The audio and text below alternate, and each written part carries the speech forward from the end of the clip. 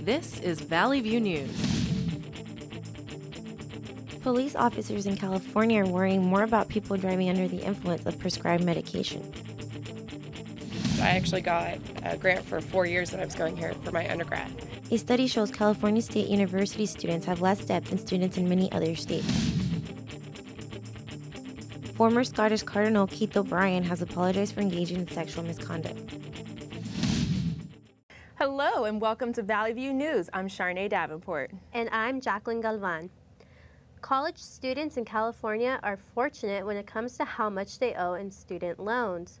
Researchers say California students have the third lowest amount of debt compared to those in other states. Valley View's Melanie Shale joins us from the newsroom with more on the story. The study looked at students in public and private schools across the nation. It found that CSU students have one of the lowest levels of debt. Cal State Northridge fares even better with less student debt than the CSU statewide average. One of the most important issues facing college students today is how they will pay for it. Student loan debt in the United States is quickly approaching the $1 trillion mark. However, there is some good news for students in California. The Institute of College Access and Success says CSU students have one of the lowest debt levels in the nation. CSU spokesperson Stephanie Thara knows why. California State University prides itself on being able to provide access for all students, and we totally understand that there are financial hardships, and we try to provide enough financial aid for students. The CSU average student loan debt is $19,000. Here at CSUN, it is slightly lower at $16,000.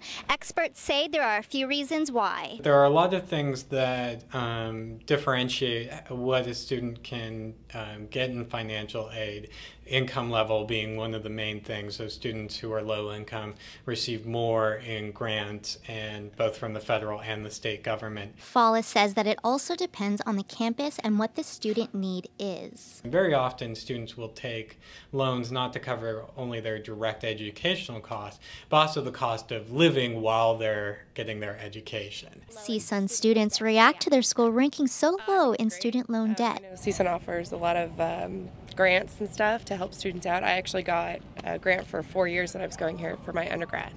So I have low student loans because of the grants and stuff, that the financial aid that they were able to offer. It is a public university and the tuition isn't very high, so I think that is one of the reasons why it ranks lower than other public universities in California. My student debt is way too high, and even though I haven't racked up as much as the average for the nation, but I'm shocked to find out that Northridge's level of student loans for students is so low. Thara and Fallis say more than half of CSU graduates have no debt. The CSU provides many of the students with grants and waivers so they don't have to pay out of pocket. Back to you in the studio. President Obama has kicked off the first cabinet meeting of his second term. His administration says they are working to reduce the effects of the automatic spending cuts, but won't let the sequester become the only focus. The cabinet's agenda includes items regarding the nation's immigration and school systems and reducing gun violence. Some new faces at the cabinet meeting included Chuck Hagel as Defense Secretary and Jacob Lew as the new Treasury Secretary. Obama is aware that the automatic budget cut plan could dominate his administration. He says cuts won't be felt right away, and he believes his plan is best for the majority of Americans. I still believe we can and must replace these cuts with a balanced approach. One that combines smart spending cuts with entitlement reform and changes to our tax code that make it more fair for families and businesses without raising anyone's tax rates.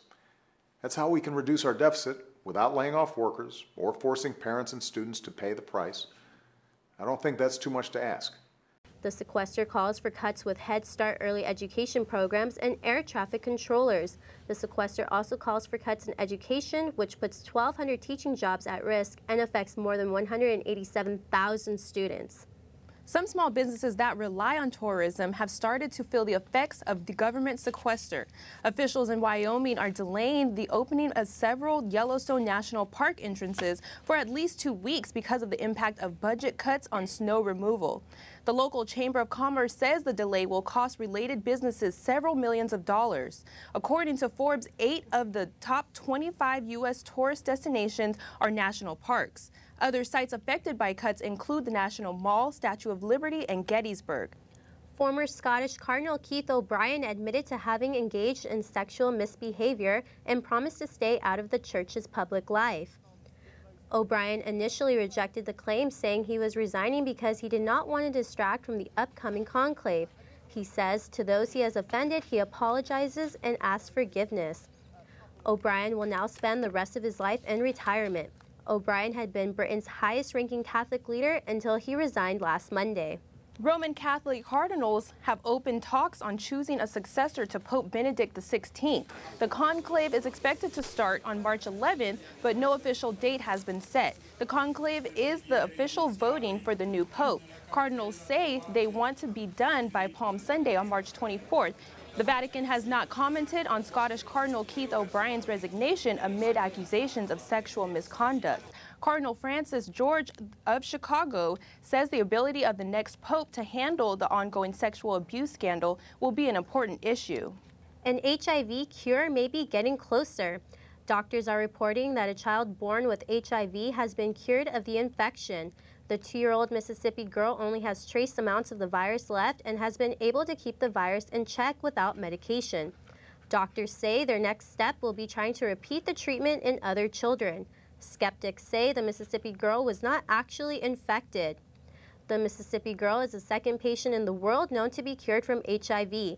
The first was an infant in 2007 who received a bone marrow transplant from a donor who had HIV-resistant cells. Drunk driving has been a problem for decades, but what about drivers who are under the influence of over-the-counter cough medicine? Jacqueline Galvan has the story.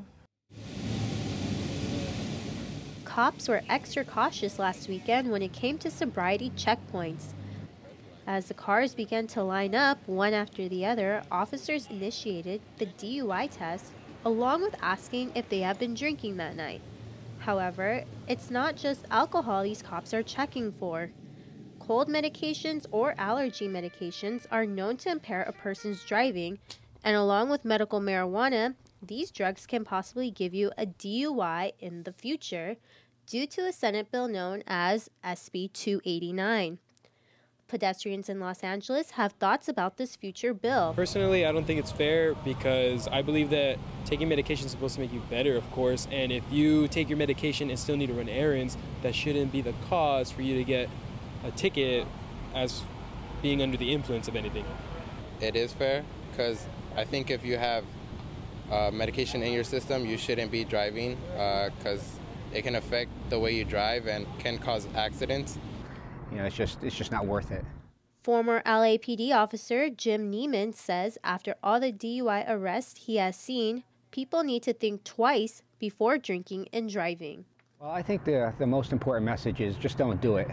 If you're going to drink, have a designated driver. It's not worth the risk either to yourself, to other people. You know, we're not just talking about the criminal penalties here, but, you know, God forbid you get out there and you cause an accident and you take somebody's life or you seriously impair somebody else. And so it's just not your life that you're dealing with.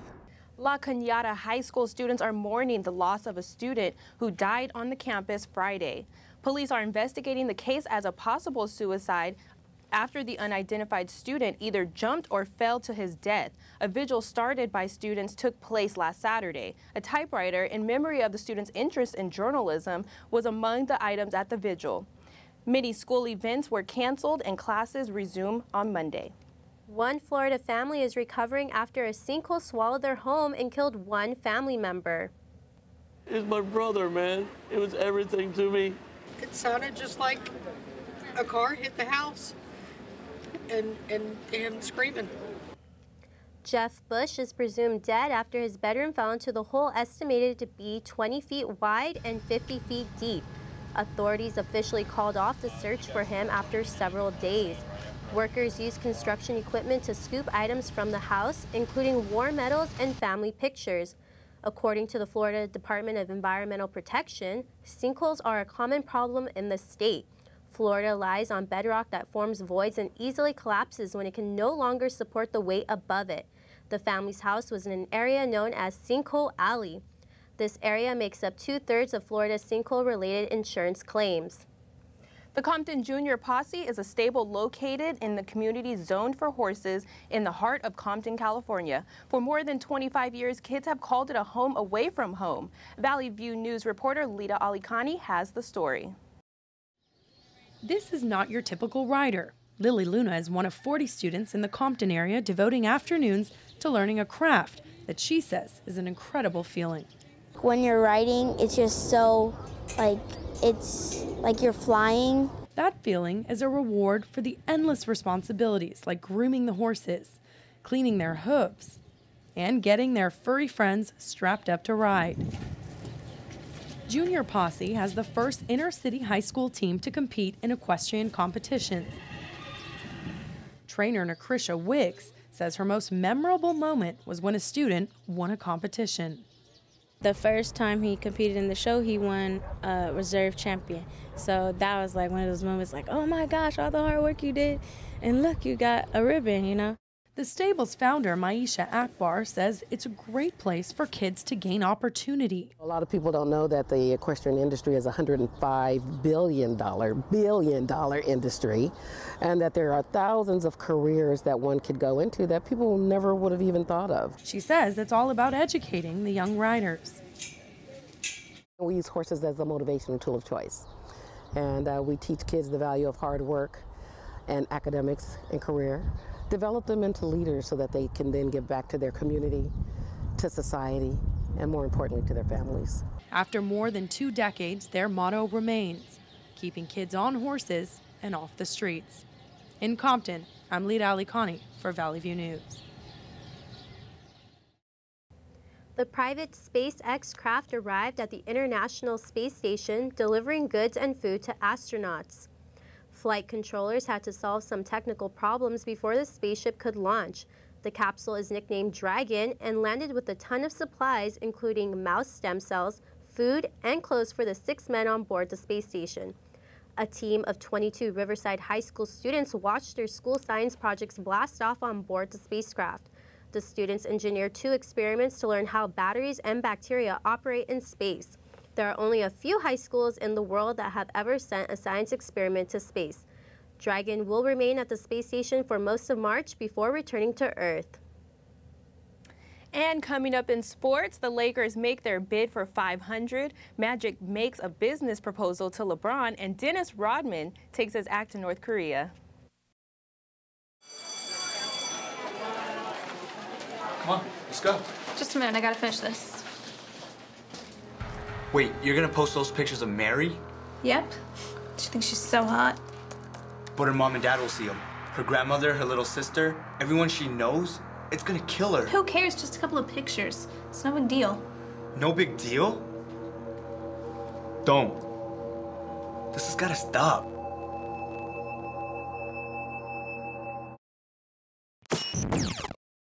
Thanks for staying with us. Here's Haley Skeen with an update on your Los Angeles Lakers.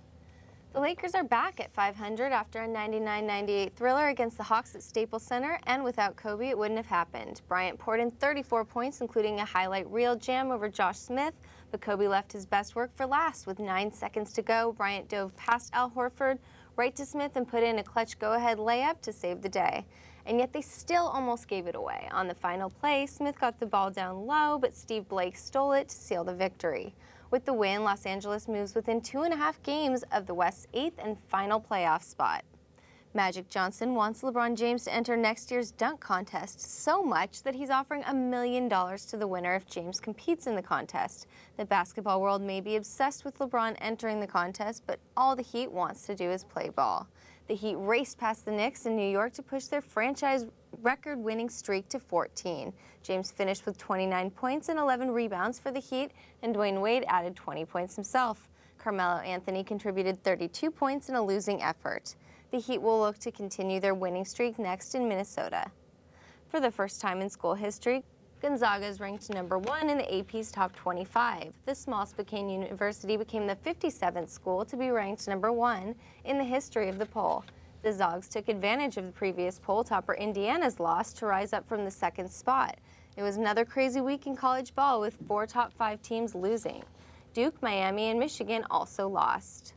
Dennis Rodman says basketball could be the common ground to start negotiations between the U.S. and North Korea.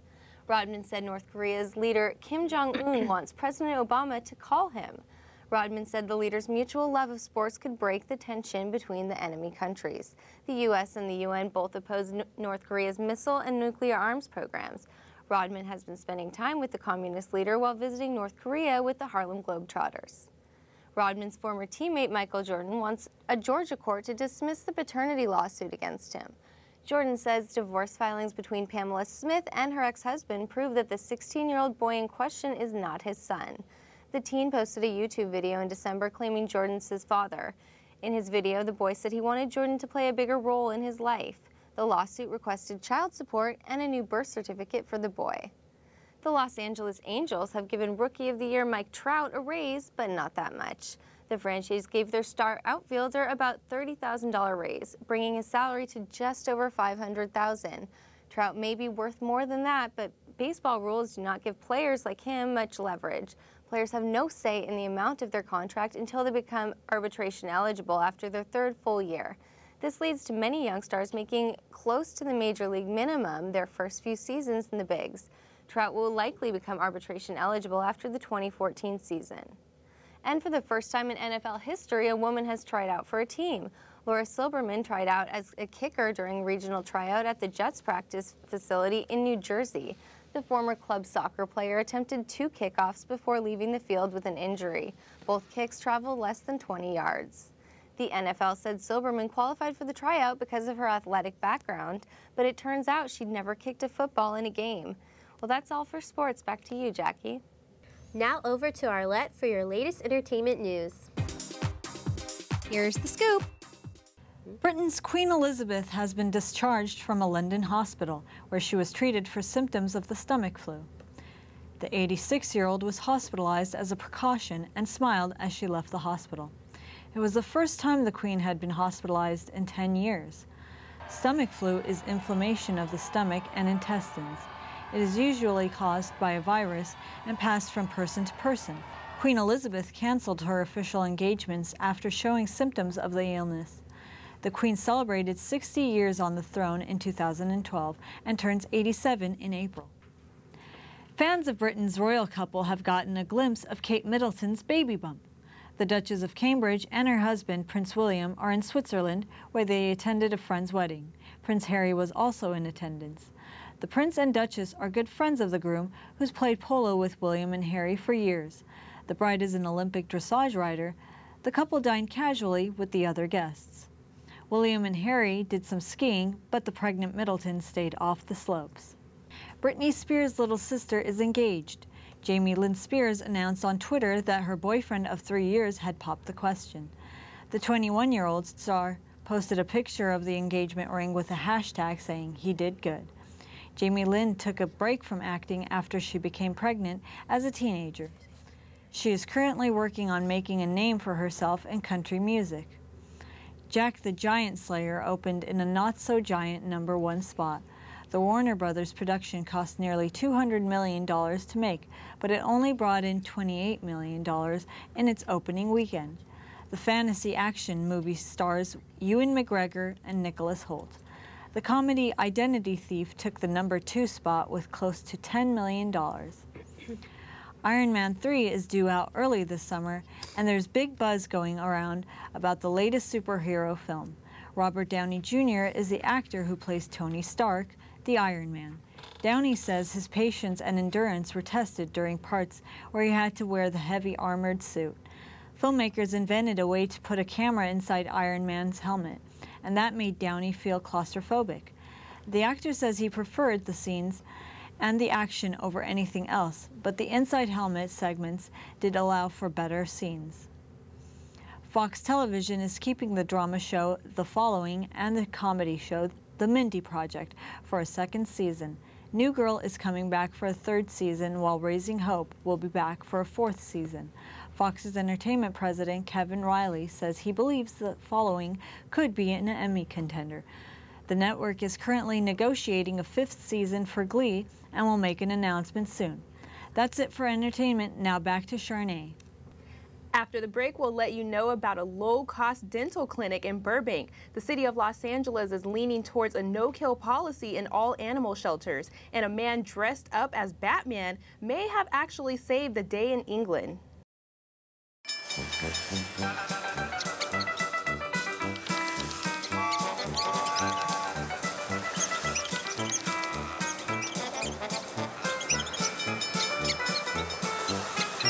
Kids will spend 15 minutes watching online videos like this one. Brushing for 2 minutes now can save your child from severe tooth pain later. 2 minutes twice a day. They have the time. Many people may not like to think about it, but cats and dogs are being killed in shelters every day. The No Kill Los Angeles organization says they're trying to reduce the number of animal deaths, and they have a plan. This is Fifi, a 1-year-old cat who is waiting to be adopted. She is one of the many cats and dogs at the Best Friends Animal Society shelter who were given a second chance at finding a home. There are nearly 70 million stray cats and dogs living in the U.S., and 1 every 8 seconds, at least one is being killed in a shelter. That is where organizations like No Kill Los Angeles come to place with only one mission in mind, and that is to save as many animals as they can. Executive Director of Best Friends Animal Society, Mark Peralta, says the number of animals dying is too many. Right now there's 13,000 animals that died last year that were healthy and treatable. So there's so many still that are dying. The NKLA is currently a 56 organization coalition to make the Los Angeles community a no-kill city and has already saved over 4,200 animals. Best Friends Animal Society was open a year ago, and since then it's been helping animals like Cabernet find a home. Last year, the shelter alone had nearly 3,000 adoptions. Peralta says the organization's plan is simple to putting the NKLA's mission into practice. One, you focus on spay and neuter. And secondly, it's just working as a coalition towards a goal. Aside from adoptions, Best Friends Animal Society offers health care and spay and neuter. And for those who can't reach the facility, the services can come to you. No Kill Los Angeles is currently a growing project and only plans to expand. They hope LA becomes a no-kill city in the next couple of years. A boy who was a victim of apparent bullying died at a Philadelphia hospital after being taken off life support. Bailey O'Neill, who recently turned 12, had been in a medically induced coma since January. O'Neill sustained a concussion and frequent seizures. 2 classmates allegedly beat the boy during recess at school. Criminal charges have yet to be filed as investigators determine whether the seizures were caused by the beating. An elderly woman has died at a Bakersfield facility after a nurse on the scene refused to perform CPR. The nurse had called 911 and told the dispatcher the woman wasn't breathing. The dispatcher could be heard on tape asking with the nurse to begin CPR, but the nurse refused, saying it was against the facility's policy. The elderly woman did not have a do not resuscitate order. Legal experts say that the facility might not be responsible for the death of it, explicitly stated in its patient's agreements that it does not perform life-saving services. Experts say kids with dental problems can also have problems in school. Dental pain is one of the top reasons kids miss school, but low-income families often can't afford the high price of dental care. A clinic in Burbank wants to change that. Valley View News reporter Wendy Aguilar has the story. Yolette Cochran worries about paying for her daughter's dental care. Since we don't have insurance, and I'm actually job hunting. But at the Kids Community Dental Clinic, her daughter Sierra can receive professional oral care at an affordable price. So it is $15 per patient per visit when they come in for treatments. Director Dale Gorman says the clinic is able to provide inexpensive oral health care thanks to dentists, hygienists, and dental students who volunteer their time to treat hundreds of children each month. And I'm here working and volunteering an average 2 times per week. I'm helping people to get better teeth, better smile, and that's really exciting for me. Renata Cipriano has been volunteering her time for more than 2 years. She says it is important to provide oral care services along with education in order to prevent bigger problems. You know, a lot of these cases sometimes end up in the emergency room. Dental assistant Anna Gomez says their goal is to help those families who would otherwise go without dental care. Parents have the mentality that if nothing hurts, there's no need to go to the dentist. And I am there to help remind them and also break that cycle. The funding comes from corporate grants and private donations. Thanks to the care of these professionals at the Kids Community Dental Clinic, Sierra is able to smile with confidence. Yeah, it's fine. I like going to the dentist. Reporting from Burbank, Wendy Aguilar, Valley View News. Another diet claim. This one says it might make people smarter and happier. The fast diet consists of eating fewer calories for 2 days and whatever dieters want to eat for the remaining 5. Dr. Michael Mosley, creator of the diet, says women are restricted to eating 500 calories or less, while men are allowed to consume 600 during those 2 days. Professor of neuroscience at Johns Hopkins University, Dr. Mark Mattson, says rats were fed the diet and seemed to improve their brain function. Researchers also say they found a link between the diet and a decreased cancer risk and increased life expectancy. The diet has become popular in Britain. Casey Anthony has made her first public appearance since she was acquitted of murder in the death of her 2-year-old daughter, Kaylee. Anthony arrived at federal courthouse in Tampa, Florida, to meet with creditors in her bankruptcy case. Anthony wore all black and avoided the media as her attorney wrapped his arm around her. Anthony filed for bankruptcy in January, claiming she's nearly $800,000 in debt with only $1,000 in assets. She's listed as unemployed with no recent income. It's likely the last we'll see Anthony for a while. Cameras are not allowed in federal court. Her lawyer reportedly says she's been in seclusion due to numerous death threats. The largest shopping center in the world is now being called a ghost town. New South China Mall has nearly 5 million square feet of space, enough for over 2,000 stores. The mall opened in 2005, but now it's nearly deserted. Part of the problem is the location. The mall is in a Chinese factory town where most people are struggling to make a living. Mall officials say they are planning promotional activities to bring in stores and shoppers. A similar attempt in 2007 failed. Amazon has been asked to make a substantial donation to a women's refuge. This was announced after the UK retail giant sold T-shirts that promoted rape and violence against women. Amazon received hundreds of complaints and removed the pages from their site. The T-shirts had slogans that were a spin-off from the British slogan, "Keep calm and carry on." Some T-shirts had phrases like "keep calm and abuse women." The T-shirts were selling for about $25 each. The company, Solid Gold Bomb, made the offensive T-shirts but issued an apology. A spokesperson at Amazon UK says that the T-shirts are not available for sale. New York high school students have raised nearly $500,000 for charity. More than 700 students from South Glens Falls created conga lines, performed Gangnam Style, the Harlem Shake, and hand jives for, get this, 24 hours. This year, students chose 40 recipients, including children and adults fighting potentially fatal illnesses. The dance marathon began in 1978, and South Glens Falls has adopted the tradition in hopes of helping people in need. Actor Christian Bale may have had his last Batman movie, but the superhero is making real-life appearances in England. An unidentified man dressed as Batman captured a suspected burglar and took him to a police station in Bradford. The suspect is charged with handling stolen goods and fraud. This is the first villain for the Caped Crusader. Thanks for watching Valley View News. Have a great night.